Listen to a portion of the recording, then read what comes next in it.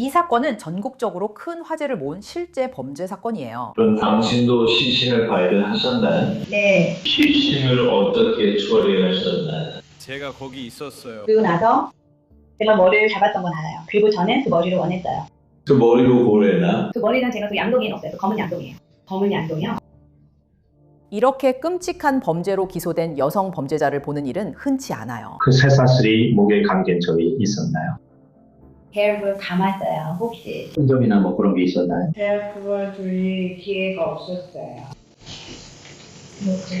이 여성이 어떻게 위스콘신 역사상 가장 충격적인 살인 사건 중 하나의 중심 인물이 되었을까요? 검사들은 그녀가 주에서 가장 많은 살인을 저지른 연쇄 살인범에게 집착했다고 말합니다. 제프리 다머와 관련된 검색 기록을 확인하셨나요? 네. 총 24건입니다. 하지만 조사는 시작에 불과해요. 당신이 이상적으로 여기는 제프리 다머와 같은 운명을 맞이하길 기도할 겁니다. 그러니 점심 잘 드세요. 이 사건이 법정에 들어가면 두드러지는 건 증거만이 아니에요. 그녀의 행동은 제가 지금까지 본 것과는 완전히 달랐어요.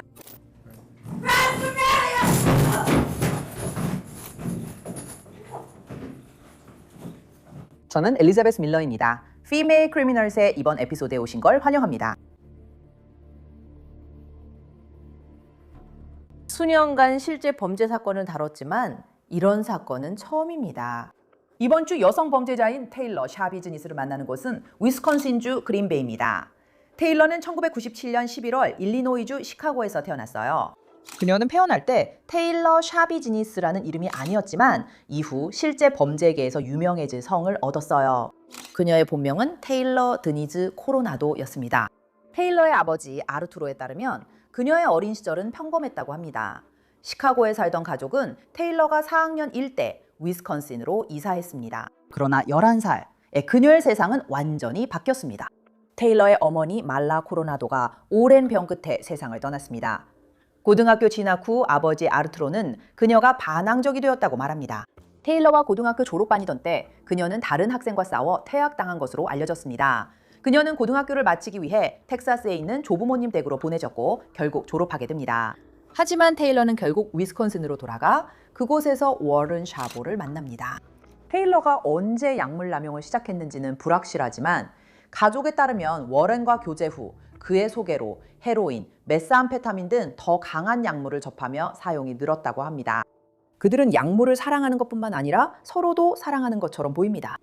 2020년 발렌타인데이 전까지 워런 샤보와 테일러는 결혼합니다. 테일러 코로나도는 이제 테일러 샤보가 됐지만 신혼부부는 샤보성을 오래 쓰지 않습니다. 그들은 결국 샤비즈니스라는 독특한 성을 법적 성으로 채택하게 되는데 이는 심한 약물 사용 중에 떠오른 아이디어였다고 전해집니다. 테일러는 계속해서 약물을 사용하면서 정신 건강에 어려움을 겪고 곧 법적인 문제에 휘말리게 됩니다. 2020년 형사 고발장에 따르면 테일러는 경찰관 폭행과 체포 저항 혐의로 체포되었습니다. 경찰은 약물에 취한 것으로 추정되는 여성이 문을 두드리고 있다는 신고를 받고 출동했습니다. 경찰이 도착했을 때 테일러는 자신이 지금 다른 행성에 있다고 말했고 방금 약을 주사했다고 했으며 경찰에게 자신의 팔에 있는 주사 자국을 보여주었다고 합니다. 이 사건에서 테일러는 경찰관들이 달려오는 차량 쪽으로 걸어 들어가려는 것을 막으려 하자 발로 찼으며 그의 행동과 정신 건강이 한계에 달한 것으로 알려졌습니다. 상황이 심각해 그녀의 아버지 아르투로는 그녀가 카운티 정신과 센터에 가야 한다고 느꼈습니다. 그녀는 전혀 정상적인 정신 상태가 아니었기 때문에 저는 그녀가 스스로를 해칠까 봐 두려웠습니다. 그래서 제가 그녀를 데려간 겁니다.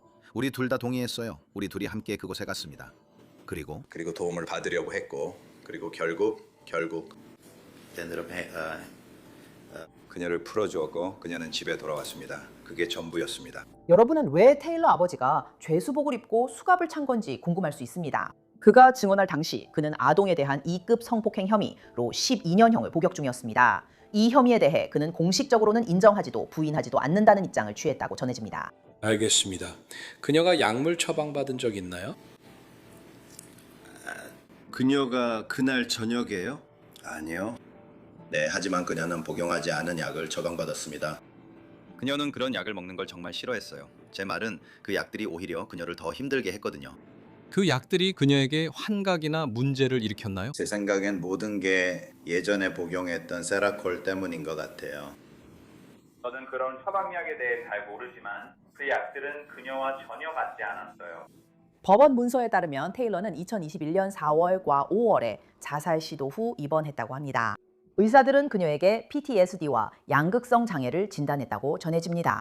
같은 해에 그녀는 워런의 아이를 출산하지만 두 사람이 함께 아이를 키울 수 있었던 것 같지는 않습니다. 저는 위스콘신 교정국의 기록을 찾아봤습니다.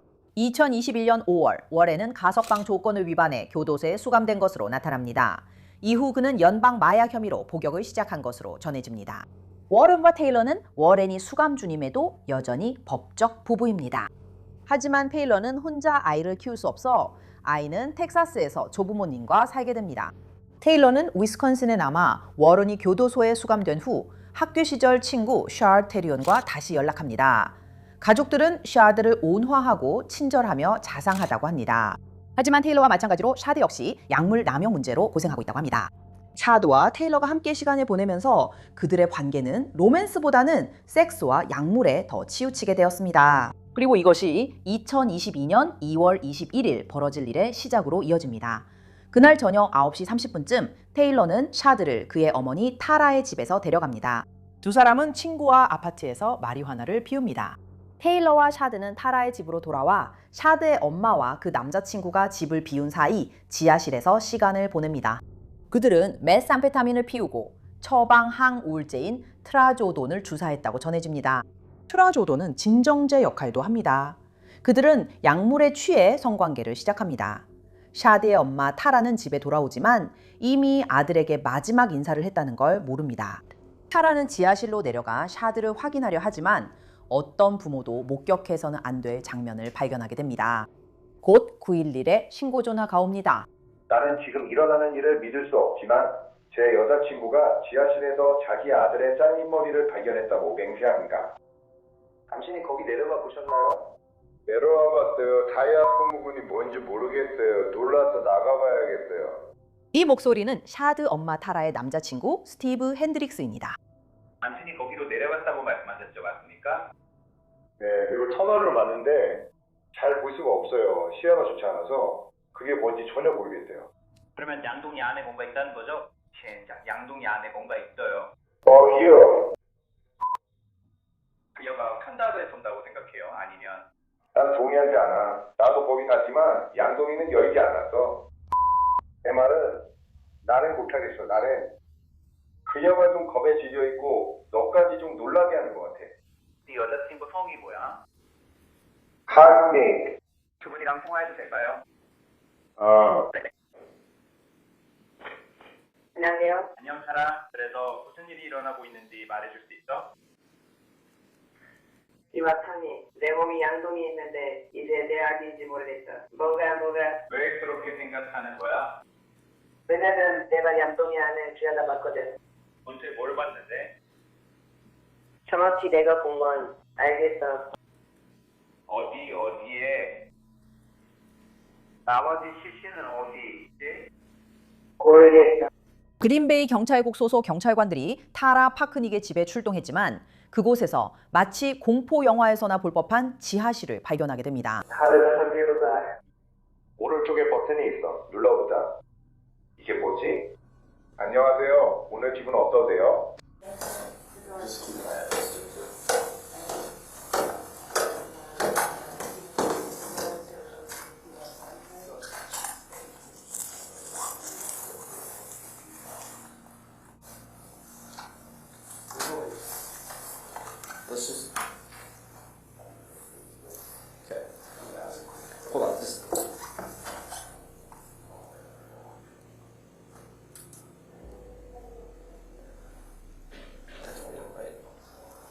곧 그들의 최악의 우려가 사실로 확인됩니다. 저기서 바쁘신 거 아는데요. 그런데 이게 실제로 어떻게 될 거예요? 961 사건이나 부신도 사건이 아니라서 열이 더 많은 인력이 필요할 것 같아요.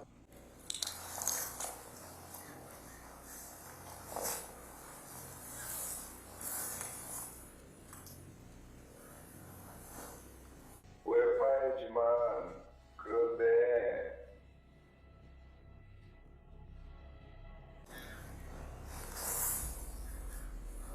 제가 입원한 지 오래됐어요. 시간이 꽤 흘렀네요. 정확한 단어가 뭔지 잘 모르겠어요.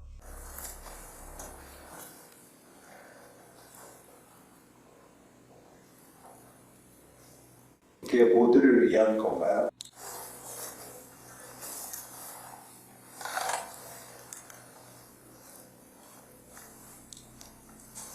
No further.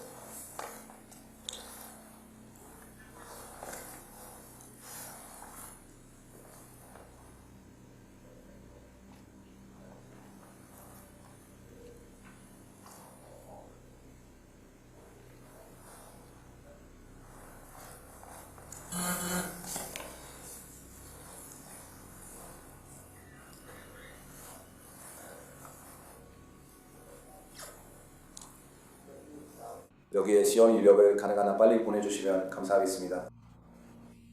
우리에게 여기 아래 비가 꽤 많이 있습니다. 이 집의 나머지 부분도 수색하고 싶습니다. 집안에 두 사람이 확실히 있습니다. 여러분이 곧 듣게 될 내용은 매우 충격적입니다. 경찰은 타라의 집 지하실에 있는 양동이 안에서 잘린 머리를 발견합니다.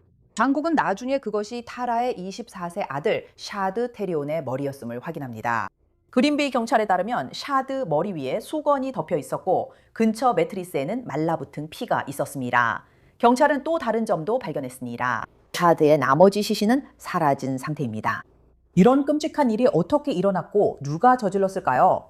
경찰은 샤드가 마지막에 누구와 있었는지 밝혀야 합니다. 그의 어머니는 마지막으로 아들을 봤을 때 샤드가 테일러 코로나도와 함께 있었다고 수사관들에게 말했습니다. 샤드와 테일러는 고등학교 때부터 알아왔기에 타라는 그녀를 테일러로만 알고 있습니다. 수사관들은 테일러의 마지막으로 알려진 주소인 이스트맨 애비뉴 아파트로 가 혈흔을 발견합니다.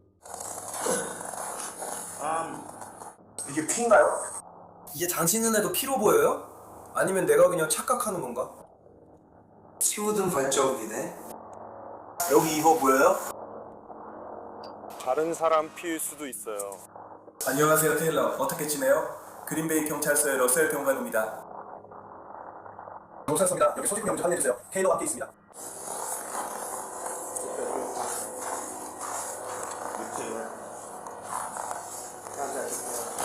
테일러, 손목에 거 필요한 거 있으신가요? 두 손을 등 뒤로 해주세요. 아담 3이 올라오고 있나요? 알았어요. 저게 그들이 돌아와서 마주한 겁니다. 모두 끝나면 알려주세요. 리아, 경찰관들이 테일러를 순찰차 뒷좌석에 태웠어요. 그녀는 거의 아무 말도 하지 않고 잔혹한 살인으로 막 체포된 여성치고는 놀라울 정도로 침착해 보여요.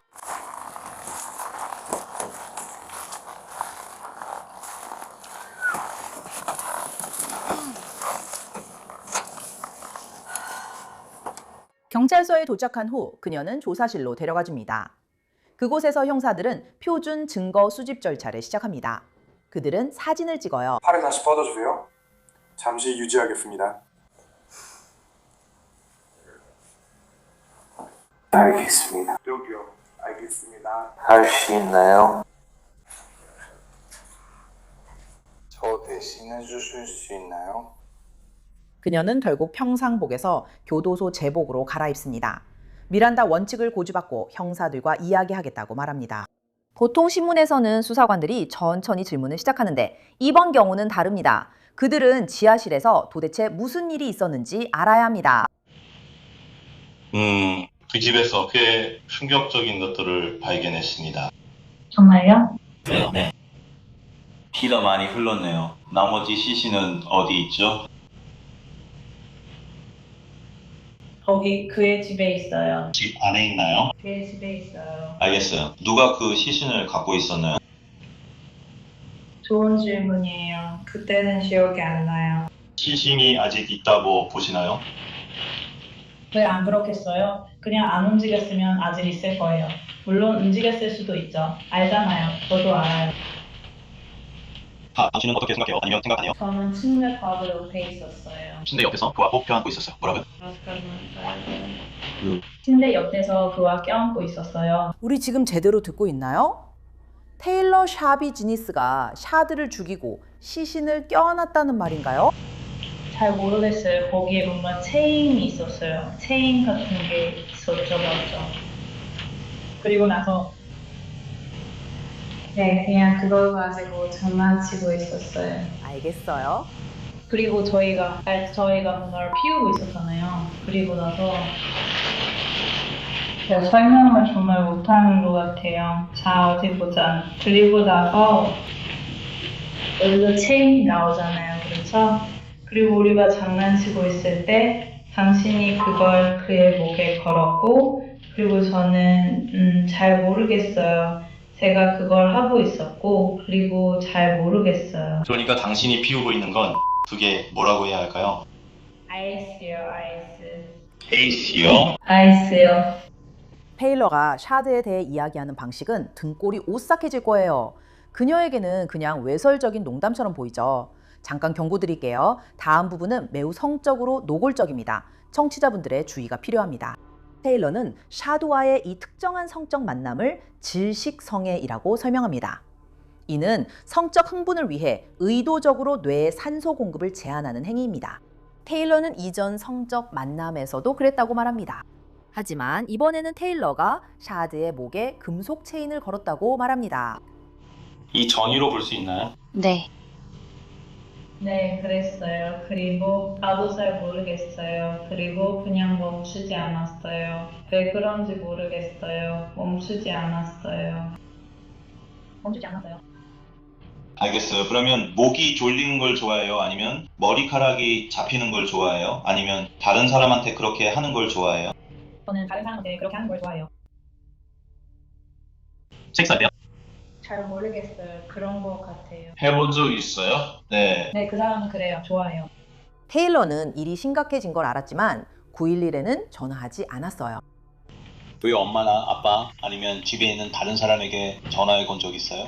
아니면 구급차를 불러보려고 했나요? 왜 안 했어요? 전에 그런 일은 없었으니까. 그래서 그를 원하지 않았던 거죠. 네가 뭘 원하는지 보려는 거야. 네가 그가 죽기를 원했거나 아니면 그가 죽었어. 나는 이해하려고 하는 거야. 아니에요. 저는 그가 죽기를 바라지 않았어요. 하지만 그는 죽었어. 그가 내 안에 있지만 그 일이 또 일어난 느낌이에요. 다시 일어났어요. 그런데 그를 도와주고 싶다는 생각이 들었나요? 목 조르는 걸 멈추거나 구급차를 불러야겠다는 생각이 들었나요? 그렇게 해야겠다는 필요성을 느끼지 않으셨군요. 놀라운지 모르겠어요. 그냥 너무 빨리 일이 벌어졌어요.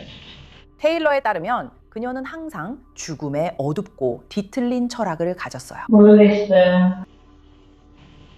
그러니까 이게 제가 가진 거예요.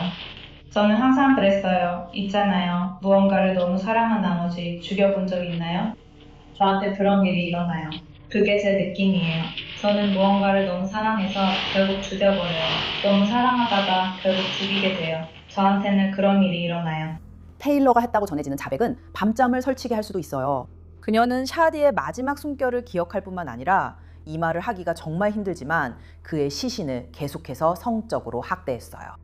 당신도 시신을 발견했군요. 네.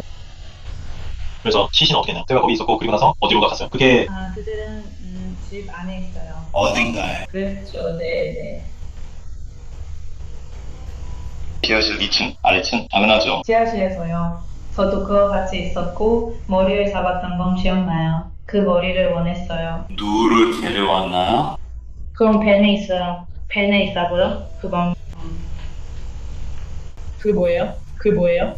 아마 발인 것 같아요. 발이요? 발인 것 같아요. 발이에요. 이거 다리죠. 다리. 아마도요. 잘 모르겠어요. 저도 그래요. 다 가져와야 했고 그런 다음 정말 엉망이었어요. 그래서 그냥 두고 왔어요. 전 게을러졌어요. 제가 게을러져서 이렇게 된 거예요. 그래서 그냥 그게 다예요. 그래서 벤 안에 발이나 다리가 있을 수도 있어요. 그리고 나서 머리는 어떻게 했어요? 그게 벤 안에 있는 걸 깜빡했어요. 네. 머리는 어떻게 했어요? 머리는 그 양동이에 넣었어요. 그 검은색 양동이에요. 검은색 양동이요. 위에 있는 담요요. 알겠어요. 그리고 거기에 남아있던 건 뭐였죠? 당신이 두고 간 건가요? 머리를 두고 간 건가요? 아직 양동이 있어요. 계단 바로 옆에요. 그때쯤에 정말 이상하다는 걸 알았어요. 그래서 위험을 감수할 수 없었어요. 그냥 방에 있었어요. 그런데 언제부터 그러니까 그의 시신을 자르기 시작했나요? 잘 모르겠어요. 그러니까 정말 그래서 빨면서 동시에 자르고 있었어요. 옷차림이 바뀐 이유는 확실하지 않지만 방의 다른 형사는 테일러가 셰드의 시신에 무슨 짓을 했는지 더 자세히 알고 싶어 합니다. 하지만 있잖아요. 팔꿈치에서 자른 건 아니라고 보세요? 네, 알겠어요. 양쪽 팔을 팔꿈치에서 자르셨나요? 그랬으면 좋겠네요. 왜냐하면 제가 말했듯이 절단 과정이 정말 엉망이었거든요. 왜냐하면 제가 졸고 있었어요. 그리고 나서 제가 톱질을 하고 있었어요. 그녀가 자백하고 있는 내용은 여러 면에서 정말 역겹고 충격적이에요. 하지만 처음 신문을 받을 때 테일러는 자신의 행동을 마약 탓으로 돌려요. 테일러는 메스암페타민 사용 후 며칠간 잠을 못 잤다고 해요. 마약만으로 샤드에게 일어난 일을 설명할 수 있을까요? 형사들은 그 말을 믿지 않고 있고 이제 그들은 혐의를 입증하는 데 필요한 충격적인 증거, 즉 샤드의 사라진 신체 일부를 곧 발견하게 돼요. Law and Crime이 입수한 테일러의 형사 고발장에 따르면 형사들은 샤드의 어머니로부터 추가 정보를 받았다고 해요. 그녀는 테일러의 밴이 집 앞에 하루 주차됐다가 사라졌다고 신고했습니다. 경찰은 테일러 아파트 앞에서 그 밴을 발견합니다. 테일러의 고소장에는 순찰 경찰과 다른 형사들은 샤 비즈니스가 사용하던 밴이 주차돼 있고 샤 비즈니스가 그곳에서 체포된 이스트맨 애비뉴의 한 주소에 있었으며 그 밴은 이후 조사됐다고 적혀 있습니다. 로버트 형사는 운전석 뒤쪽 뒷좌석에 크로파 상자가 있었다고 보고합니다. 법외관 빈센트 트랑키타 박사는 옷이 담긴 빨래 바구니 위에 놓여있던 그 상자로 가서 다리를 포함한 추가적인 인간의 신체 부위를 발견했습니다. 다음 몇 주 동안 테일러는 여러 장소를 오가며 한 번에 몇 시간씩 신문실에 앉아있게 됩니다. 하지만 또 다른 신문을 받으러 가는 길에 순찰차 뒷좌석에 앉아있을 때 무언가가 달라지고 진짜 테일러의 모습이 드러나기 시작합니다. 지금 미쳐버릴 것 같아요. 알겠어요. 제 차 뒷좌석에 오래 있지 마세요. 알겠죠? 저 지금 미치겠어요. 할 말이 있어요.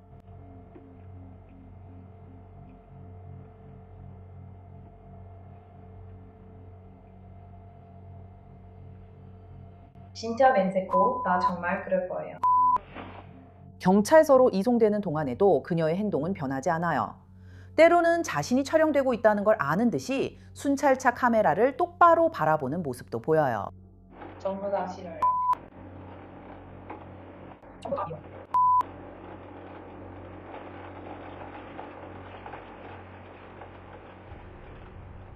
전 제가 둘로 나뉜 것 같은데 정말 싫어요. 항상 그래요. 항상 그래요. 진짜 짜증나요.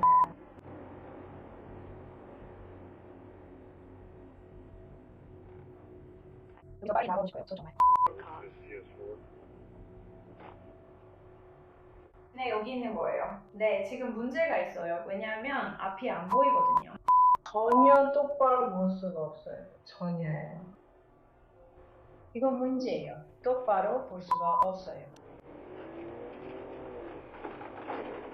지금 내 눈에 문제가 있어요. 똑바로 볼 수가 없어요. 전혀요. 아무것도 안 보여요. 저를 이 차에서 좀 꺼내줄 수 있어요?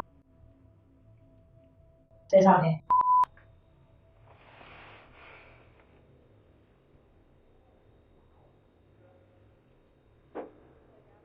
맙소사 진짜.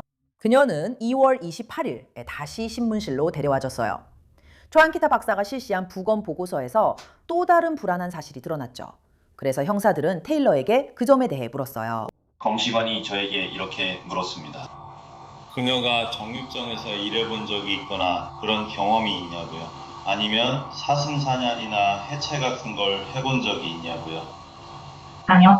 알겠습니다. 그냥 그가 본 몇 가지 것들이 혹시 당신이 그런 종류의 일에 과거 경험이 있지 않을까 생각하게 만들었거든요. 그러니까 전에 우리가 얘기했을 때 그가 무슨 일이 있었는지 우리에게 말해줬잖아요. 그리고 그의 어머니 지하실에서 있었던 일이요. 우리가 너무 많이 이야기하고 싶지 않았던 것 중 하나가 있었어요. 조금 얘기하긴 했지만 그게 바로 이유일까요?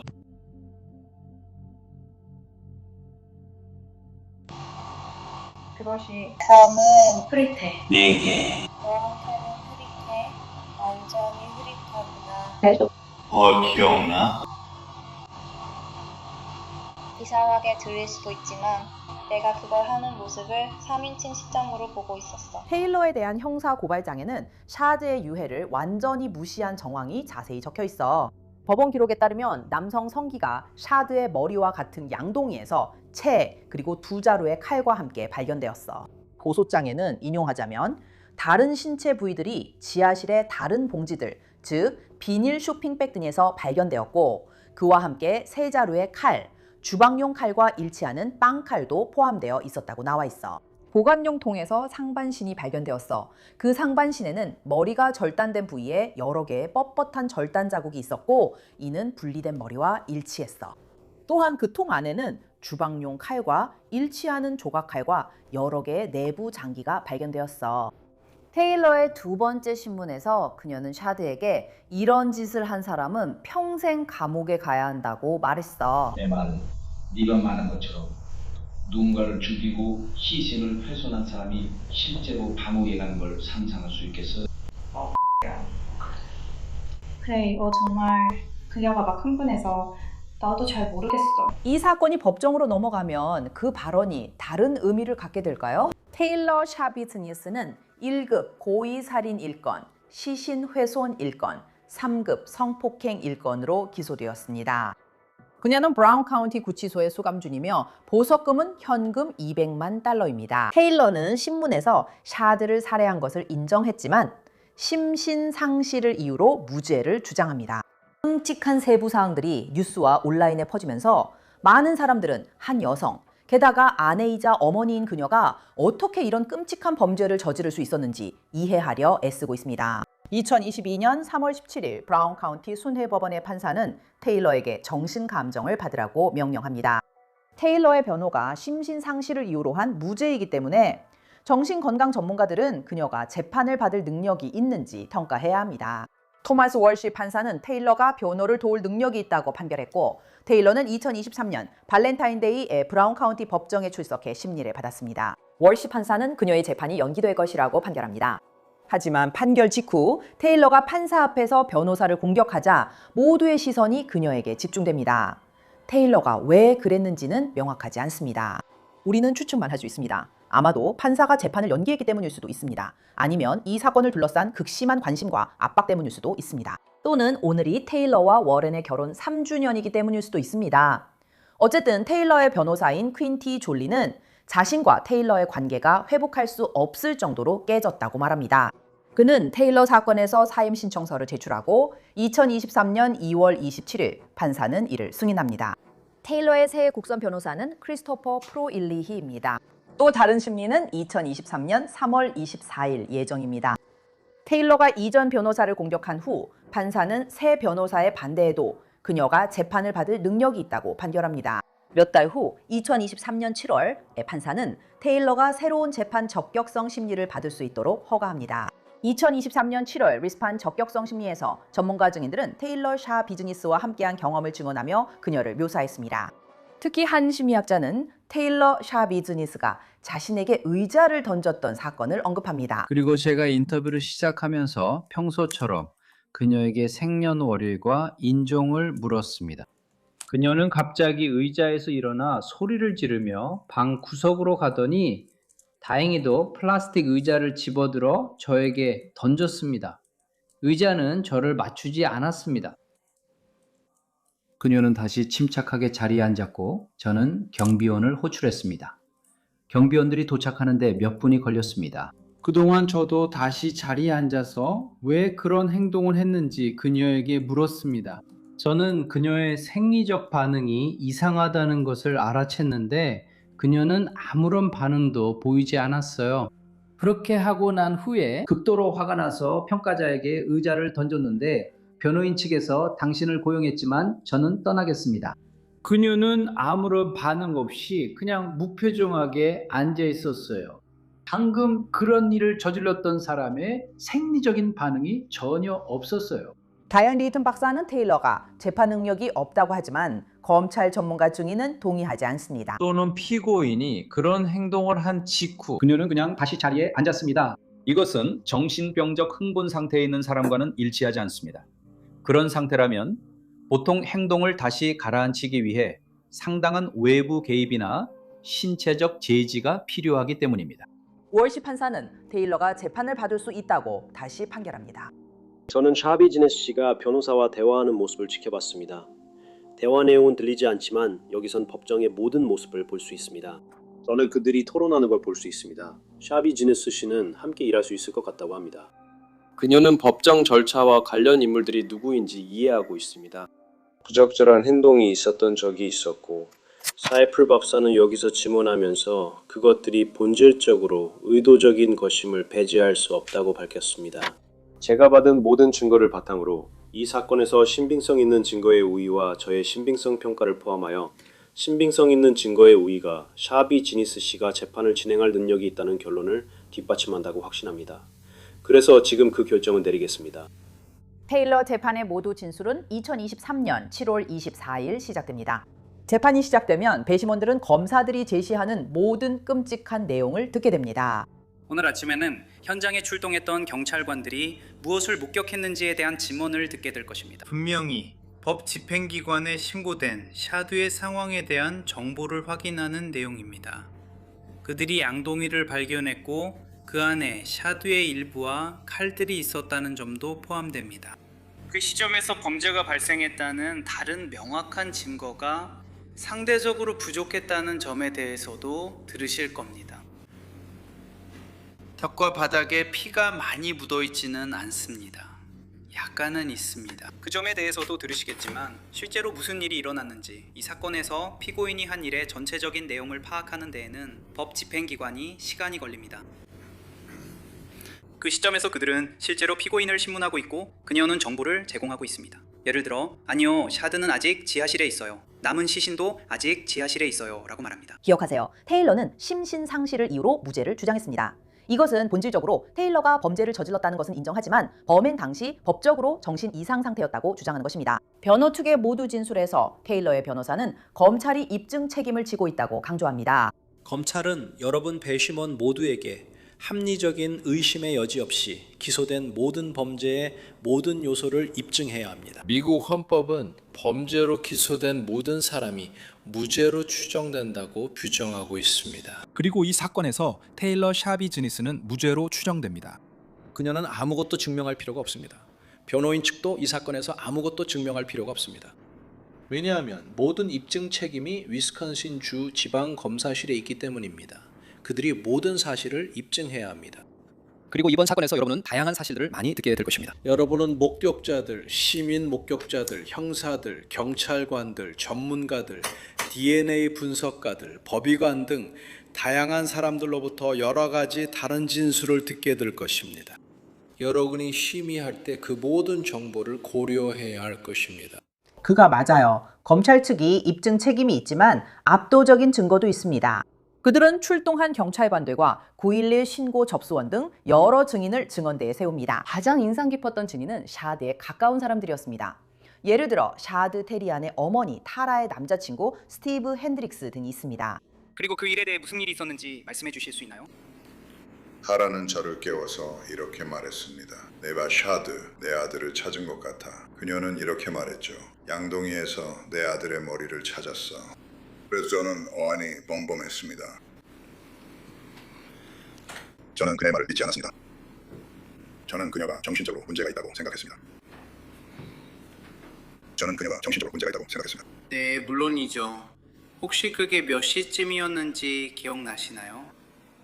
그때가 새벽 2시에서 3시 사이였던 것 같아요. 분명히 한밤중이었습니다. 그리고 어느 순간 그녀가 돌아와서 어떤 정보를 알려줬죠. 그때 당신은 어떻게 하셨나요? 저는 아래층으로 내려가서 그녀가 도대체 무슨 말을 하는지 확인했습니다. 그리고 아무것도 보이지 않아서 우리는 다시 위층으로 올라가 무엇을 해야 할지 고민했습니다. 그러니까 아래층에 내려가면 구체적으로 뭘 하시나요? 저는 지하실에 내려가서 그녀가 말한 양동이를 관찰했어요. 그런데 잘 모르겠어요. 제 머릿속이 완전히 멈췄거든요. 제가 본 건 동물 같은 털 같은 거였어요. 뭐 그런 거요. 도대체 뭔지 몰랐어요. 우리는 처음으로 샤드의 어머니 타라의 시각에서 자세한 이야기를 듣게 됩니다. 그녀는 아들의 잘린 머리가 양동이에 있는 것을 처음 발견했어요.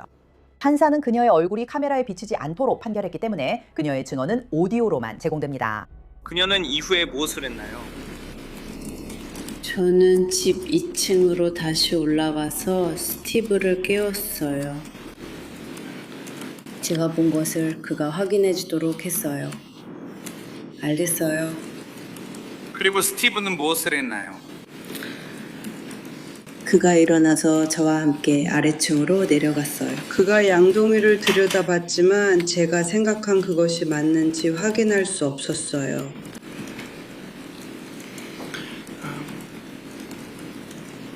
그 다음에 당신과 스티브는 무엇을 했나요? 우리는 2층으로 다시 올라갔어요. 왜냐하면 거기에 우리 휴대폰이 충전되고 있었거든요. 그리고 우리가 911에 전화할지 아니면 비긴급 번호로 전화할지 결정했어요. 저는 그런 상태의 사람, 특히 사랑하는 사람을 발견하는 건 상상도 못해요. 또 판사가 카메라에 나오지 않게 한 증인은 샤드의 여동생 에이바입니다. 그녀는 자신이 실제로 집에 있었고 아마 샤드와 테일러와 같은 시간에 있었을 수도 있다고 증언해요. 어느 시점에 집 안에서 다른 사람들의 소리를 들은 적이 있나요? 네. 무엇을 들으셨나요? 그냥 아래층에서 발소리가 들렸어요. 아래층이라고 하셨는데 2층에서 1층으로 내려가는 계단을 말씀하시는 건가요? 아니면 지하실에서 1층으로 올라오는 계단을 말씀하시는 건가요?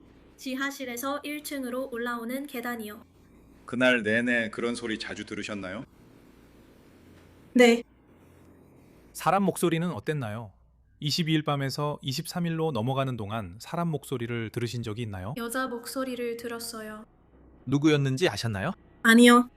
그 날짜 22일이나 23일에 그 집에서 여성을 본 적이 있습니까? 아니요. 여성의 목소리가 구체적으로 무슨 말을 했는지 기억나십니까? 아니요. 목소리가 하나였나요? 둘이었나요? 아니면 둘보다 많았나요? 목소리 하나만 들렸어요. 그리고 그 여성이 누구와 이야기하고 있었는지 아니면 아예 누군가와 이야기하고 있었는지 알고 있었나요? 22일 밤에서 23일로 넘어가는 시점에 잠이 든 적이 있나요? 네. 그리고 그날 어떻게 깨어나셨나요?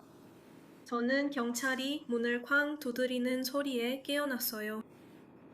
경찰이 문을 쾅 두드렸을 때 무슨 일이 있었나요? 저는 깨어나자마자 그들이 주방으로 오라고 했어요. 샤드의 가족이 감정적으로 힘든 증언을 한 날이 지나고 다음 날에는 다시 물적 증거에 초점이 맞춰집니다. 검찰은 빈센트 트랑키타 박사를 증인석에 부릅니다. 그는 샤드의 부검을 실시한 법의학자입니다. 제 의학적 소견으로는 샤테리안의 사망 원인은 교살이며 사망의 종류는 타살입니다. 트랑키타 박사는 샤드의 부검 중에 관찰한 끔찍한 신체적 증거들, 예를 들어 보라색 편색, 터진 혈관, 그리고 깊은 목 부위 출혈 등에 대해 증언합니다. 이 증언은 듣기 힘들지만 검찰은 배심원들이 샤드에게 일어난 일의 전모를 이해하기 위해 꼭 필요하다고 생각합니다. 저는 방금 말씀하신 마지막 부분에 대해 추가로 여쭤보고 싶습니다, 박사님. 여러 부위에서 교살의 증거를 보셨다고 말씀하셨죠? 그 동일한 부위들이 목에 가해진 힘의 색이나 그 힘이 가해진 시간에 대해 어떤 판단이나 의견을 내릴 수 있게 해주었나요? 이해 있습니다. 추측입니다. 추정입니다. 그게 그의 전문적인 역할이라고 생각합니다. 정말 기가 막힌 세상이군요. 이건 엄청난 힘입니다. 우리는 단순히 피부 같은 표면 구조의 부상만을 말하는 것이 아닙니다. 목 양옆에 아주 두꺼운 근육에도 손상이 있습니다. 그 아래 연조직에도 손상이 있습니다. 목을 둘러싼 모든 연조직에 손상이 있습니다. 그리고 경추 앞쪽 연조직에도 출혈이 있습니다. 이것은 목에 여러 층 깊숙이 출혈이 발생한 것으로 상당한 힘이 가해지고 심각한 부상이 있었음을 보여줍니다. 의사 선생님, 우리가 들은 바와 같이 분명히 시신에는 여러 부위에 심각한 훼손이나 손상이 있습니다. 여러분이 어떻게 시신의 다른 부위에 있는 절단 상처들이 샤드의 사망 원인이 아니라 사망 후에 발생한 것임을 판단할 수 있는지 설명해 주실 수 있나요? 제 검시 결과 시신에는 광범위한 사후 훼손이 있었습니다. 그리고 이러한 상처들에 출혈이 동반되지 않았기 때문에 이것이 사후 훼손이라고 생각합니다. 다시 말해 매우 심각한 손상이 있었고 저는 여러 개의 날카로운 물체에 의한 손상, 여러 번의 자상, 여러 번의 찔린 상처, 피부의 여러 절개상, 근육과 힘줄, 연조직의 깊은 절개상, 그리고 뼈까지 깊게 베인 상처를 확인했습니다. 하지만 이 상처들은 출혈이 없습니다. 즉 피가 나지 않았다는 뜻입니다. 이것들은 사후 훼손과 일치합니다. 다시 말해 혈액순환이 일어나지 않은 상태라는 뜻입니다. 혈관계 안에 실제로 남아있는 피는 거의 없습니다. 이 모든 것은 시신이 사망 후 절단되었다는 점과 일치합니다. 제 의학적 소견으로는 사망 후 몇 시간은 지난 뒤였을 것입니다. 우리는 참수, 절단, 그리고 몸통 절단가 있습니다. 그리고 나서 내부적으로 시신은 내장이 적출되었습니다. 다시 말해 우리는 복부와 갈비뼈 사이 등 여러 절개를 통해 시신 내부로 들어가서 피해자의 장기들이 대부분 하나씩 제거된 것을 볼 수 있습니다.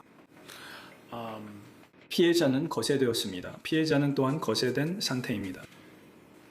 뼈에는 절단이나 톡질로 인한 절단 흔적이 있습니다. 제 소견으로 이것은 오랜 시간이 걸렸을 것 같습니다. 테일러의 온라인 검색 기록과 그녀가 위스콘신주의 악명 높은 연쇄 살인범에 집착했던 점 등 더 충격적인 증거들도 있습니다. 검색 기록에는 이런 것들이 있었습니다. 판사님. 이해 있습니다. 관련성에 대해서요?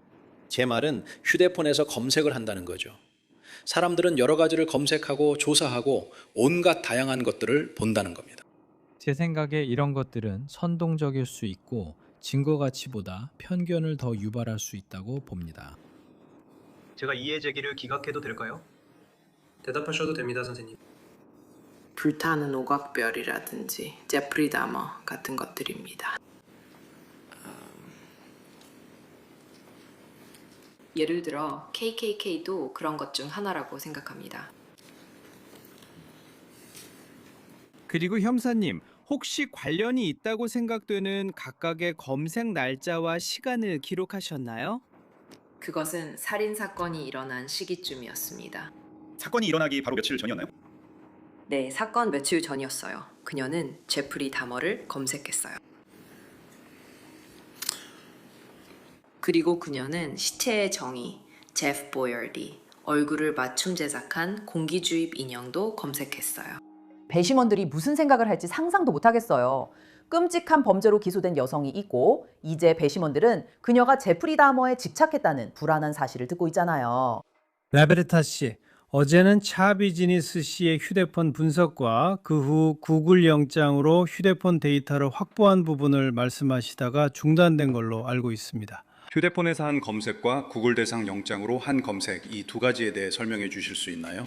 네, 물론입니다. 제가 휴대폰 기기 자체를 처음으로 검색한 것은 3월 2일이었고 그때는 휴대폰의 내용만을 확인했습니다.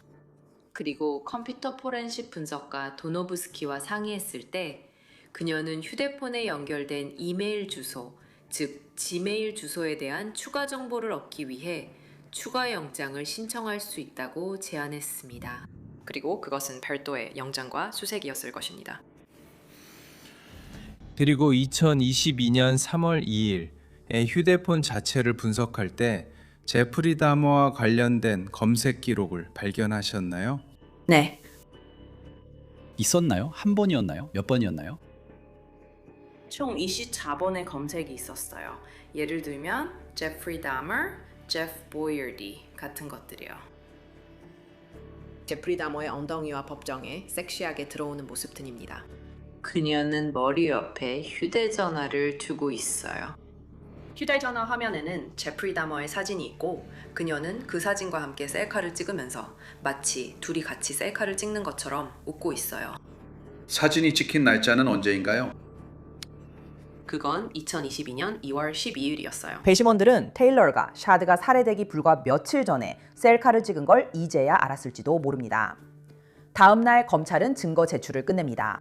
변호인 측은 증인을 한 명도 부르지 않기로 결정했고 테일러도 증언대에 서지 않기로 결정해요. 그 점을 이해하십니까? 네, 이해합니다. 알겠습니다. 당신의 변호사가 배심원들에게 이 지침을 읽어주기를 원한다고 저에게 말했습니다. 맞습니까? 그리고 그 점에 동의하십니까? 그 결정에 대해 그와 더 얘기할 시간이 필요하신가요? 아니요. 알겠습니다. 모든 증거가 제시된 지금 이제 최종 변론만 남았습니다. 검찰 측의 케일럽 썬더스입니다. 그 인터뷰에서 피고인은 이 사건에서 자신의 의도가 무엇이었는지 정확하게 말하는 부분이 많았습니다. 맞죠? 그의 얼굴이 보라색으로 변하고 있었다고 했죠. 그녀는 그 장면과 그가 피를 토하는 걸 묘사합니다. 여러분도 닥터 트랑키타의 증언으로 사실임을 아시죠? 여러분도 그 사진을 봤습니다. 그녀는 그걸 직접 보고 있습니다. 그런데도 그녀는 뭐라고 말하죠? 그래도 나는 멈추지 않았다고 합니다. 아니요, 그녀는 어느 순간 심장 박동을 느꼈죠. 맞죠? 그녀는 그의 심장 박동을 느꼈다고 말하고 계속 더 당겼는데도 그는 죽지 않았어요. 그리고 나는 그냥 그가 갖고 싶었어요. 나는 정말 젠장. 알겠습니다. 그녀는 심지어 이 순간에 샤드가 힘들어하고 있고 그가 저항하고 있다고 인정하죠. 맞죠? 당신은 닥터 트랑키타에게도 그런 징후가 있었다는 말을 들었죠. 한때 목둘레의 띠가 혀 쪽으로 밀려 올라간 흔적이 있었다고요. 그녀는 내가 그가 죽길 기다렸다고 당신에게 말하고 있어요. 나는 그게 좋았어요. 최종 변론에서 변호인은 테일러가 정신적으로 불안정했고 신문 중 진술도 신뢰할 수 없다고 주장합니다. 변호인은 크리스토퍼 프로일리히입니다. 그녀는 형사들이 물어본 몇몇 질문에 대해 전혀 모르겠다고 말합니다. 화면에서 그 영상을 본 것이 기억나시나요? 그녀가 부적절하게 웃거나 부적절하게 미소를 짓거나 이상한 반응을 보였던 것을 기억해 주시기 바랍니다. 그녀는 성관계를 하지 않았다고 밝혔습니다. 샤드 테리엔과 음경이 질에 삽입되는 성관계를 하지 않았다고 했습니다. 그녀는 집에 도착해 아래층으로 내려가 5분 안에 곧바로 그 일을 했다고 했습니다. 무슨 의미인지는 모르겠어요. 그녀는 라프 형사와의 인터뷰에서 근육을 재건하거나 근육으로 다시 만든다는 이야기를 했습니다. 때때로 그녀는 반응이 없었습니다. 그녀는 총소리를 들었다고 했습니다. 하지만 저는 라프 형사가 스토니브룩, 이스트맨 애비뉴 또는 다른 어떤 곳에서도 총성이 없었다고 말했다고 믿습니다. 그녀는 자신이 편집증적이라고 말했습니다. 그녀는 나는 탁 트인 공간이 싫어 같은 이상한 말을 했습니다. 나는 넓은 공간이 싫어. 옷은 벗지 않았어. 키스도 안 했어. 배심원단이 사건을 심의하고 이렇게 빨리 판결이 내려지는 건 처음 봐요. 1시간도 안 돼 심의를 끝냈어요. 첫 번째 판결은 다음과 같이 낭독됩니다. 우리 배심원단은 피고인 테일러 드니즈 차비지니스를 공소장 1항에 기재된 1급 고의적 살인죄로 유죄라고 판결합니다. 이 판결은 2023년 7월 26일에 작성되었으며 배심원장 4명이 서명했습니다. 두 번째 판결은 다음과 같이 낭독됩니다. 우리 배심원단은 피고인 테일러 드니즈 차비지니스를 공소장 2항에 기재된 시신훼손죄로 유죄라고 판결합니다. 이 판결은 2023년 7월 26일에 작성되었으며 배심원장 4명이 서명했습니다. 다음 판결을 낭독합니다. 배심원단은 피고인 테일러 드니즈 차비즈니스를 공소장 3항의 3급 성폭행죄로 유죄로 판결합니다. 이 판결은 2023년 7월 26일에 작성되었으며 배심원장 4명이 서명했습니다. 테일러 사건은 아직 끝나지 않았습니다. 그녀가 심신상실을 이유로 무죄를 주장해 판결 다음 날 2단계로 넘어가며 같은 판사와 배심원이 참여합니다. 다른 점은 변호인 측이 입증 책임을 져야 한다는 것입니다. 즉 이제 배심원들에게 테일러 샤 비즈니스가 법적 정신 이상 기준을 충족함을 설득해야 합니다. 이 판결은 테일러가 남은 평생을 교도소에서 보낼지 아니면 주립 정신건강시설에 수용될지를 최종적으로 결정할 수 있습니다. 다음은 테일러의 변호사 크리스토퍼 프로일리히의 모두 진술입니다. 그래서 변호인 측이 입증 책임을 집니다. 우리 의뢰인이 이 범죄들에 대해 책임이 있는지에 관한 이 문제에 대해서 하지만 우리는 증언과 증거가 범행 당시 그녀가 정신질환이나 결함이 있었다는 것을 보여줄 것이라고 믿습니다. 우리는 정보와 증언이 그것을 보여주고 여러분이 그렇게 결론을 내릴 수 있도록 이끌어 주기를 바랍니다. 그녀는 자신의 행위가 잘못되었다는 것을 인식하거나 자신의 행동을 법의 요구에 맞출 수 있는 실질적인 능력이 부족했습니다. 그리고 부탁드리는 것은 여러분께서 편안히 앉아서 이 전문가들이 하는 말을 주의 깊게 들어주시고 그 후에 공정하고 정의로운 판단을 내려주시길 바랍니다. 감사합니다. 검찰 입장에서는 이 주장이 명확하다고 봅니다. 다시 한번 검찰 케일럽 썬더스입니다. 명백한 사실부터 짚고 넘어가겠습니다. 테일러 샤 비즈니스가 샤드에게 한 일은 충격적입니다. 이런 행동은 흔히 볼 수 있는 게 아닙니다. 이런 행동은 듣고 나면 세상에 저 사람은 제정신이 아니었겠구나 라고 생각하게 만드는 일입니다. 저는 여러분을 설득하려 하지 않겠습니다. 여러분은 이미 증거를 꼼꼼히 들으셨고 판사가 알려준 법을 따르셨습니다. 앞으로도 계속 그렇게 하실 겁니다. 여러분은 정신질환이나 결함의 의미와 그렇지 않은 것에 대해 설명을 들으실 것이기 때문입니다. 정신질환이란 반사회적 행위가 아닙니다. 정신질환은 규제 약물 사용으로 인한 행위나 규제 약물로 인해 일시적으로 나타나는 정신 상태가 아닙니다. 누군가가 비정상적이거나 엄청나고 도저히 이해할 수 없는 일을 저질렀다고 해서 그 사람이 정신질환이 있다고 볼 수는 없습니다. 맞죠? 여러분은 그것들은 정신질환이나 결함이 아니라는 설명을 듣게 됩니다. 여러분이 이미 들으신 행동이 아무리 충격적이고 불쾌하더라도 그게 분석의 끝은 아닙니다. 방어 측은 테일러의 재판의 첫 단계에서는 증인을 제시하지 않았지만 이번에는 다릅니다. 전노인 측은 여러 증인을 세웠지만 테일러 가족의 목소리는 처음입니다. 이번엔 테일러의 아버지 아르투로 코로나도가 증언합니다. 혹시 그녀의 행동이 점점 더 나빠지거나 정신 상태가 악화되어서 더 이상 그곳에 머물게 하고 싶지 않았던 적이 있었나요? 아니요, 저는 딸을 사랑해서 그녀를 위해 뭐든 합니다. 테일러의 재판 2차 단계에서 아르투로의 증언에 따르면 테일러의 진짜 문제는 남편 워렌이 그녀에게 강한 마약을 소개하면서 시작됐다고 합니다. 코로나도 씨 따님이 모레인웨이에서 함께 살던 시절에 직업이 있었는지 알고 계셨습니까? 아니요, 그때는 직업이 없었습니다. 성인이 된 이후 따님의 직업 경력에 대해 알고 계신 게 있습니까? 네, 알고 있어요. 그리고 따님께서 예전에 직업을 가진 적이 있었나요? 네네. 어디에서 일하셨는지 아시나요? 그녀는 사푸토에서 일했어요. 몇 년 동안 일했죠? 사푸토에서 아마 3년 반 정도요. 그리고 그게 비교적 최근인가요? 물론 그녀가 체포되기 전이죠. 네, 네네. 네, 맞아요. 네, 맞아요. 이전에는 그리고 그곳에서도 그녀는 정말 잘 지내고 있었어요. 남자친구인지 남편인지 하는 사람이 감옥에서 출소하기 전까지는요. 그 일이 모든 걸 완전히 뒤집어 놨죠. 네, 부분적으로는 메삼페타민 사용 때문이었죠. 네, 맞아요. 그래서 테일러는 꽤 잘 지내고 있었는데 그러다가 약물을 사용하기 시작했어요. 무슨 약물이었나요? 메삼페타민, 메스, 헤로인 등도요. 잘 모르겠어요. 마리화나요?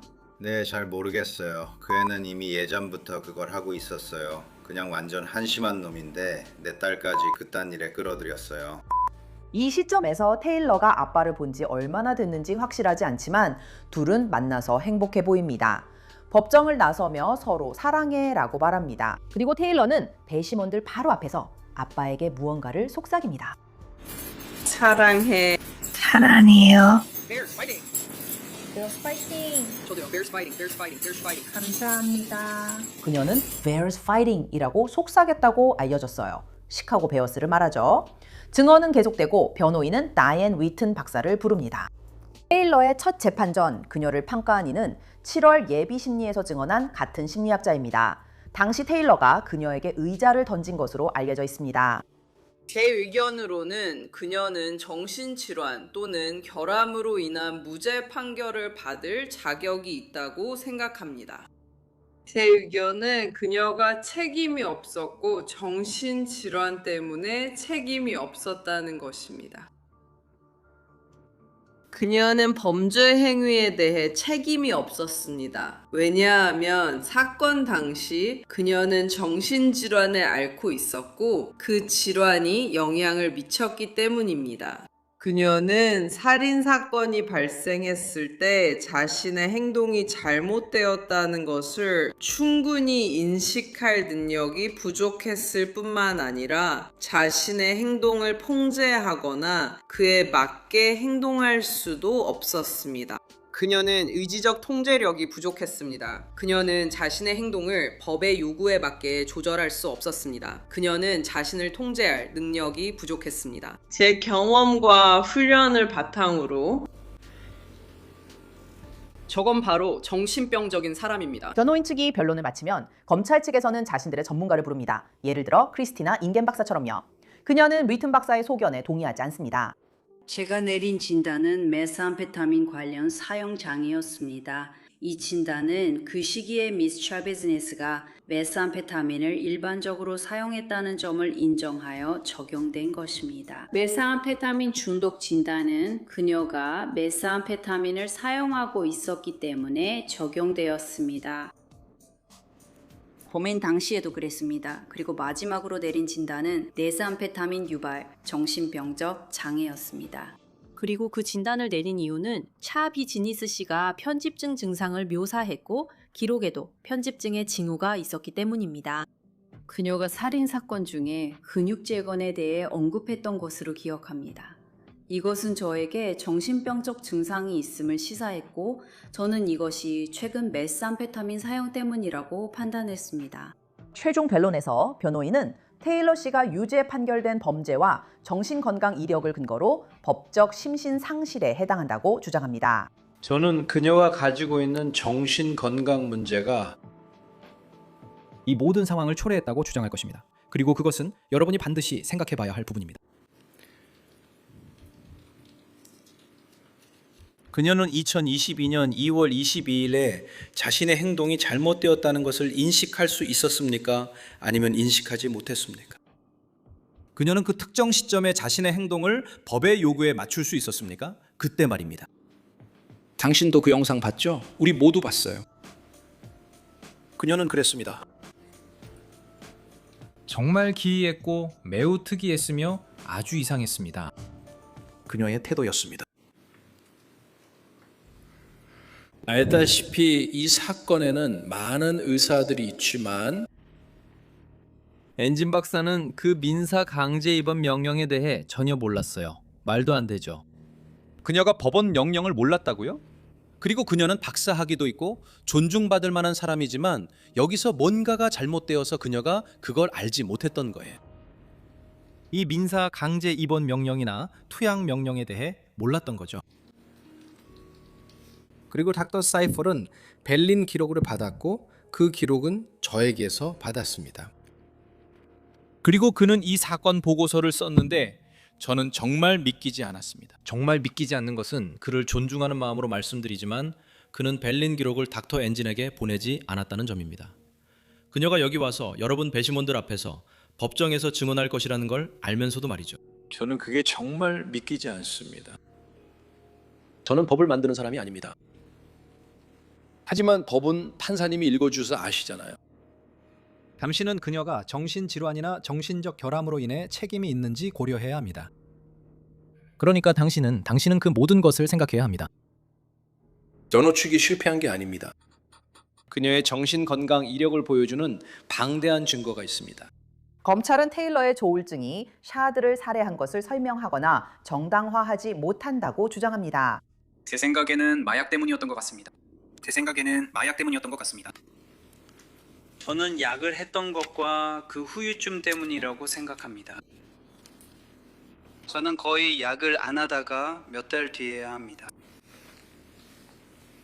평가자들과 법 집행기관 모두에게 여러 차례 이 범죄를 저지르기 전에 상당한 양의 메스암페타민을 복용했다고 인정했고 자신과 샤드가 그 전에 메스암페타민을 피웠다고도 인정했습니다.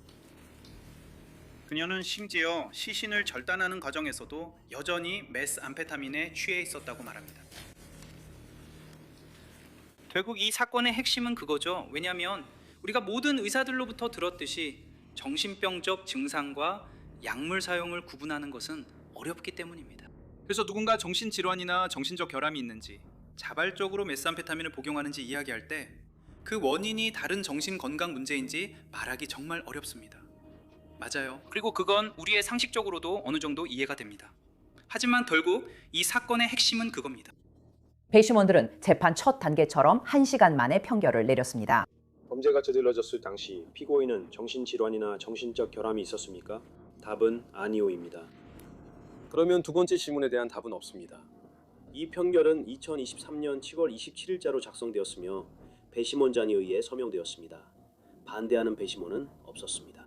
이제 테일러는 위스콘신 주립교도소에서 평생을 보낼 가능성이 높아졌으며 선고 공판은 2023년 9월 26일 예정입니다. 그리고 이제 그녀는 다시 한번 샤드의 가족을 마주해야 합니다. 하지만 그녀가 심리를 위해 법정에 나타났을 때 보안 요원들은 이미 경계태세를 갖춘 것처럼 보입니다. 그녀는 침 뱉지 못하게 마스크를 쓰고 의자에 수갑이 채워진 채 남아 있습니다. 하지만 샤드 가족은 신경 쓰지 않는 듯합니다. 이것이 아마도 샤드를 잔인하게 살해하고 훼손한 그 여자와 같은 방에 있게 되는 마지막 순간일 것입니다. 피해자 영향 진술 시간에 가족들은 샤드의 삼촌 켈리처럼 그녀에 대한 진심을 숨기지 않습니다. 저는 이해할 수 없습니다. 하사방으로 다시 나와 또 신뢰를 얻는다는 게 말이 안 됩니다. 알다시피 그건 사람이 할 수 있는 가장 비열한 짓이니까요. 무슨 말인지 아시겠죠? 저는 정말 이해할 수 없습니다. 그리고 가장 중요한 건 도움은 무료이며 항상 준비되어 있습니다. 당신은 그 도움을 받지 않기로 선택했죠? 네, 분명히 본인에게 문제가 있다는 걸 알고 있었을 겁니다. 알다시피 그걸 어린 시절 탓으로 돌릴 수는 없습니다. 알다시피 도움을 받을 수 있는 곳이 있습니다. 도움을 받으러 갔더라면 지금 이런 상황이 아니었을 겁니다. 우리 중 누구도 이런 상황에 있지 않았을 텐데 당신처럼 비겁한 길을 선택하고 당신이 고통받았다는 이유로 다른 사람들까지 고통받게 만든 건 정말... 그러니까 그 이름, 테일러, 그 이름이 결국 당신을 내칠 거예요. 나는 기도하는 사람이 아니지만 오늘 월십 판사의 선고가 끝난 후에 나는 당신이 그렇게 숭배하는 제프리 다머와 같은 운명을 맞이하기를 기도할 겁니다. 그러니 좋은 인생을 살아라. 하지만 샤드의 아버지인 마이클 테리오는 그의 발언으로 모두를 충격에 빠뜨립니다. 테일러, 그냥 이렇게 말하고 싶었어. 나는 네가 내 아들에게 한 일을 용서한다. 그리고 그래, 너는 잘못된 선택을 했고 이제 그 선택에 대한 대가를 안고 살아가야 해. 하지만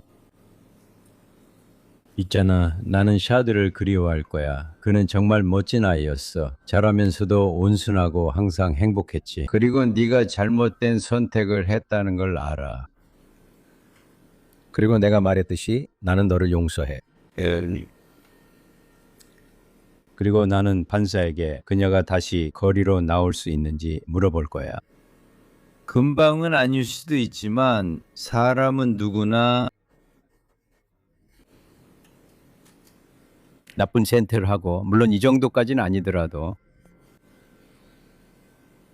난 내게 희망이 많다고 생각해. 네 시간도 잘 활용해서 더 나은 사람이 될 수 있다고 생각해. 넌 훌륭한 일도 할 수 있어. 내가 널 미워해도 소용없다는 거지. 나도 알아. 내게도 마음이 있다는 걸 알아. 내게도 생각이 있다는 걸 알아. 난 네가 다치지 않길 바라고, 그리고 모든 일이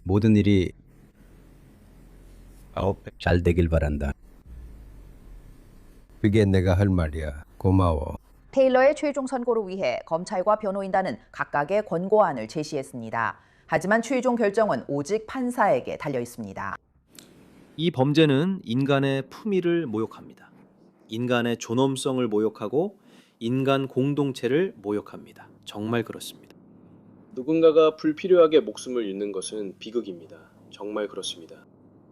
가족과 친구들 그리고 공동체 모두에게 비극입니다. 이 사건처럼 누군가의 생명이 빼앗기고 피해자의 유해가 토막나서 용기에 담겨 포장되는 방식으로 처리된다면 그런 행위에서 인간성을 찾기란 매우 어렵습니다. 정말 그렇습니다. 그래서 사회를 보호할 필요가 있습니다. 법원이 고민해야 할 중요한 요소이기도 합니다. 그리고 제가 방금 말씀드린 점을 고려할 때 이 사건에서 대중을 보호할 필요가 분명하다고 생각합니다. 제가 말씀드렸듯이 이 행동은 인간 사회와 너무 동떨어져 있어서 예측할 수 없을 정도입니다. 정말 그렇습니다. 그리고 이런 종류의 범죄나 행동이 아무런 사전 경고 없이 일어날 수 있는 곳에서는 정말로 어떤 일이든 일어날 수 있습니다. 이런 일이 가능하다면 어떤 일이든 가능하다는 의미입니다. 대중은 보호받아야 하며 판결은 다음과 같습니다. 22CF363 사건에 대해 첫 번째 항목은 재범 가중이 적용된 1급 고의살인죄입니다. 이는 A급 중범죄입니다. 저는 연장 감독 가능성이 없는 종신형을 선고하겠습니다. 이미 내린 판결을 고려할 때 이것이 적절하다고 생각합니다. 두 번째 항목인 재범 가중이 적용된 시신훼손죄 F급 중범죄에 대해서는 저는 사전 조사 보고서 작성자의 권고를 따르겠습니다. 초기 구금 7년 6개월과 연장 감독 4년을 선고하겠습니다. 이는 첫 번째 항목과 연속적으로 집행됩니다. 세 번째 항목인 재범 가중이 적용된 3급 성폭행죄 G급 중범죄에 대해서 말씀드리겠습니다. 초기 구금 3년과 연장 감독 4년을 선고하겠습니다. 이는 두 번째 항목과 첫 번째 항목에 연속적으로 집행됩니다. 취소 사건들에 대해서는 각각 1년의 징역형을 선고하겠습니다. 이 형량들은 다른 범죄들과 동시에 집행될 것입니다. 테일러 샤비 즈니스 씨는 위스콘신주 테컴시 교정시설에서 종신형을 복역하도록 명령받았습니다. 물론 법정에서 변호사를 공격하고 친구를 살해한 혐의로 유죄 판결을 받은 여성은 결국 문제를 피하지 못했습니다. 2024년 7월 보도에 따르면 테일러 씨는 교도소 직원들을 공격한 혐의를 받고 있습니다. 그녀는 이 사건으로 기소되었습니다. 온라인 법원 기록에 따르면 다른 변호사인 커티스 졸카가 2025년 1월에 그녀를 대리하기 위해 선임됐습니다. 2025년 4월 그녀는 펀드 두 락 카운티 법정에 출석하여 다시 한번 법정에서 자신의 변호사를 공격합니다.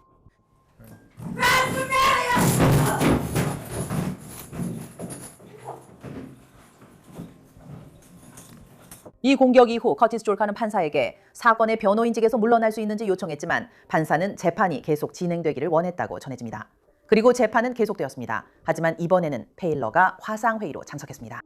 법원 기록에 따르면 심리 후 커티스 졸카는 테일러의 변호인직에서 물러나고 테일러의 재판 변호사인 크리스토퍼 프로 엘리히가 다시 변호를 맡게 됩니다.